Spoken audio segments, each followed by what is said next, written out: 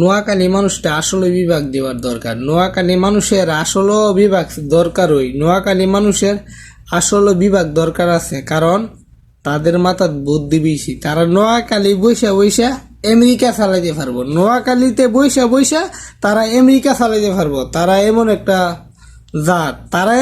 জাত, ওই জন্য বলতেছি তারা নোয়াখালীতে বৈশা বৈশা তারা আমেরিকা চালাতে পারবো। ওই জন্য বলতেছি নোয়াখালী মানুষের আসলে বিভাগটা দরকার আছে, কারণ নোয়াখালী কিন্তু দিনুম তিরুম ফুলাফান না, নোয়াখালী এখন ফাওয়াশির ফুলাফান, নোয়াখালীর ফুলাফান নোয়াখালী ফুলাফান মানে আগুন। নোয়াখালী যে কোনো মুহূর্তে যে কোনো কাজ করতে পারে।